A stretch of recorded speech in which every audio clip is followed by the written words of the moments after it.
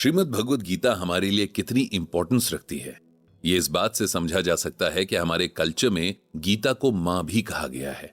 ऐसा इसलिए भी है कि जिस तरह एक मां अपने बच्चों को प्यार दुलार देती है, जहां जरूरत पड़े वहां मीठे शब्दों में और जहां जरूरत पड़े वहां कड़ाई से सुधार करते हुए अपने बच्चों को आगे बढ़ाने का रास्ता दिखाती है, उसी तरह श्रीमद् भगवद गीता भी अपने पढ़ने और मानने वालों को रास्ता दिखाती है, शांति देती है। ये इंसान को इस दुनिया की उन परेशानियों से जीतने का रास्ता दिखाती है जो उसे हर टाइम अपनी तरफ खींचती रहती है और आगे बढ़ने से रोकती है। गीता का पाठ करते हुए इंसान मेंटली और स्पिरिचुअली इतना डेवलप हो जाता है कि उसे अपने होने का मतलब समझ आने लगता है। एक श्रीमद् भगवद गीता अपने आप में इतनी सक्षम है कि इसे समझ लेने के बाद और कुछ समझने की जरूरत ही नहीं पड़ती, क्योंकि ये भगवान श्री कृष्ण की खुद की वाणी है। ये लाइंस लिखकर ब्रजभूषण जी और पंडित जी ने अपने गीता ज्ञान ब्लॉग में आज की पोस्ट पूरी की। पोस्ट लिखने के बाद भी उनके दिमाग में एक शब्द जैसे अटक कर रह गया। यह शब्द था मां। मां इस दुनिया का सबसे सुंदर शब्द है। शायद ही कोई होगा जिसे यह शब्द पसंद ना हो, क्योंकि इस एक शब्द के अंदर वो सारे इमोशंस, वो सारी फीलिंग समाई हैं जो हमारी पर्सनालिटी को अंदर और बाहर से बनाते हैं। पंडित जी को यह भी याद आया कि जिस गीता को लोग मां कहते हैं, उस गीता में कितना कुछ है जो अगर हम जान लें तो मां के बारे में हमारे ख्याल और ऊंचे हो जाएंगे। आज से कुछ साल पहले पंडित जी को एक ऐसी ही मां से मिलने का मौका मिला था, जिसने मां के बारे में पंडित जी के मन की श्रद्धा को और भी मजबूत कर दिया था। एक बार पंडित जी और सरला जी ट्रेन से कहीं जा रहे थे। उस दिन सुबह से ही बहुत बारिश हो रही थी। ठंड के दिन थे और बारिश ने इस ठंड को और भी बढ़ा दिया था। एक जगह ट्रेन रुकी तो एक लेडी ठंड में ठिठुरते हुए अपने छोटे से बच्चे के साथ पंडित जी और सरला जी की सीट के पास आकर बैठ गई। सरला जी और पंडित जी को उसे ऐसे नीचे बैठे देखकर दया आ गई। उन्होंने उस लेडी को सीट पर बैठने को कहा, लेकिन वो बारिश में भीगी थी, इसीलिए हिचक रही थी।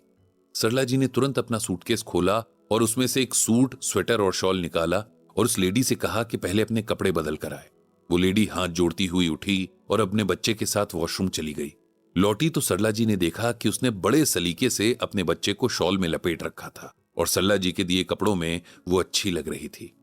उसके बाद सरला जी ने उसे अपने थर्मस में से चाय दी और कुछ नाश्ता भी।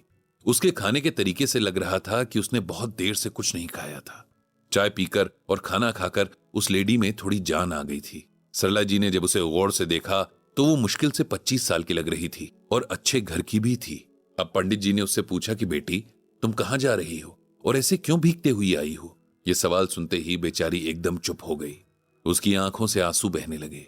ये देखकर पंडित जी और सरला जी दोनों को ही बुरा लग गया।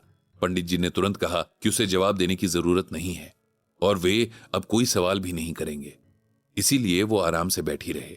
लेकिन उस लेडी ने अपने आंसू पोंछे और बोलना शुरू किया। उसने कहा, मेरा नाम कुसुम है। मैं अपनी और अपने बच्चे की जान बचाने के लिए भाग रही हूं। हमारे अपने ही हमारी जान के दुश्मन बने हुए हैं। ऐसा क्यों बेटा? सरला जी ने बड़े प्यार से कुसुम के सर पर हाथ फेरते हुए कहा। कुसुम ने बताया कि उसे अपनी जिंदगी अपने हिसाब से जीने की सजा मिल रही है। उसने बताया कि 3 साल पहले उसने और उसके प्रेमी सूरज ने मंदिर में शादी कर ली थी, क्योंकि उनके बहुत मनाने के बावजूद दोनों के परिवार वाले उनकी शादी के लिए नहीं माने थे। कुसुम के घर वालों को सूरज के उनसे सोशल स्टेटस में कम होने से प्रॉब्लम थी और सूरज की फैमिली को लगता था कि बड़े घर की लड़की आएगी तो न तो उनके बेटे की कद्र करेगी न उनकी। कुसुम ने अपनी फैमिली को समझाने की बहुत कोशिश की और सूरज ने भी अपने परिवार को बहुत समझाया कि कुसुम का नेचर बहुत अच्छा है और वो कभी भी उनके साथ गलत नहीं करेगी। लेकिन दोनों की फैमिलीज को नहीं मानना था तो वे नहीं माने। अब कुसुम और सूरज ने डिसाइड किया कि ये दोनों एक दूसरे से अलग नहीं रहेंगे और इसीलिए दोनों ने अपनी फैमिलीज को बिना बताए मंदिर में जाकर शादी कर ली और शहर छोड़कर दूसरे शहर में आ गए। सूरज जॉब करता था, इसलिए उसके पास कुछ सेविंग्स थी जिससे उन्होंने अपनी नई जिंदगी की शुरुआत की। वो अच्छा पढ़ा लिखा था, इसीलिए उसे यहां भी काम मिल गया था। दोनों की जिंदगी बहुत अच्छे से चल रही थी। 2 साल के बाद उनका एक बहुत प्यारा सा बेटा भी हो गया। वे लोग अपनी फैमिली से कांटेक्ट करने की प्लानिंग कर ही रहे थे कि पता नहीं कहां से सूरज की फैमिली को उनके बारे में पता चल गया और वो लोग एक दिन अचानक आकर सूरज को जबरदस्ती ले गए। उसको ले जाने के बाद उनका इरादा कुसुम और उसके मासूम बेटे को रास्ते से हटाने का था। लेकिन कुसुम उनके इरादे भांपते ही वहां से अपने बेटे को लेकर भाग निकली। किसी तरह छिपते छिपाते रेलवे स्टेशन पहुंची और इस तरह यहां तक पहुंच गई। उसे हर हाल में अपने बच्चे को बचाना है और उसके लिए अपनी जान भी देनी पड़े तो वो पीछे नहीं हटेगी। पंडित जी ने कुसुम से कहा कि अब उसे डरने की बिल्कुल भी जरूरत नहीं है। उन्होंने तुरंत अपने एक फ्रेंड को कॉल किया जिनका बेटा प्रभात एक बड़ा पुलिस ऑफिसर था। उनके फ्रेंड ने तुरंत प्रभात से पंडित जी की बात करवाई और प्रभात ने सारी डिटेल्स लेकर पंडित जी से कहा कि कुसुम से कह दे कि अब उसे घबराने की कोई जरूरत नहीं है। उसे, उसके हस्बैंड और उसके बेटे को अब कुछ नहीं होगा। उन्होंने पंडित जी से कहा कि अगले स्टेशन पर वे एक फीमेल पुलिस ऑफिसर को भेज देंगे जो कुसुम को अपने साथ ले जाएगी और उसकी और उसके बेटे की सेफ्टी का पूरा इंतजाम कर देगी। फिर कल सुबह वो उसके ससुराल वालों के कान खींचेंगे तो सब अपने आप लाइन पर आ जाएंगे। ये सुनकर पंडित जी और सरला जी ने राहत की सांस ली। अगले स्टेशन पर पहले से ही 2 लेडी ऑफिसर्स कुसुम का वेट कर रही थीं। कुसुम पंडित जी और सरला जी को थैंक यू कहते हुए नहीं थक रही थी। अगले दिन प्रभात ने खुद ही पंडित जी को कॉल करके कहा कि पूरा मामला सुलझ गया है। सूरज के घर वालों को वार्निंग मिल गई है और अब वे कभी उन तीनों को परेशान नहीं करेंगे। प्रभात ने बताया कि आज सूरज और कुसुम अपने बेटे के साथ अपने घर वापस लौट रहे हैं। जब भी कुसुम की याद आती है, पंडित जी को श्रीमद् भगवद गीता में भगवान श्री कृष्ण की कही ये बात याद आ जाती है।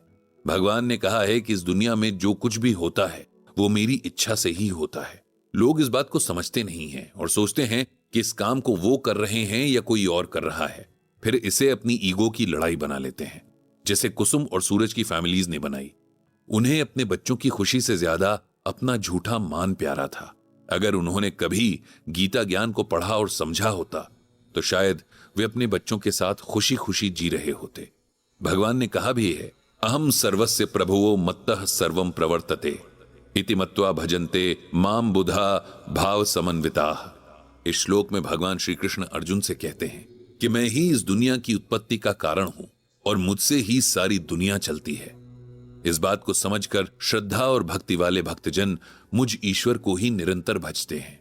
इसे सिंपल लैंग्वेज में ऐसे समझना चाहिए कि भगवान ही इस दुनिया में हर बात के पीछे हैं। उन्हीं की प्रेरणा से सब होता है। जिनको इस बात की समझ है वे हमेशा भगवान के ध्यान में रहते हैं। पंडित जी ने भगवान श्री कृष्ण से सबको सद्बुद्धि देने की प्रार्थना की।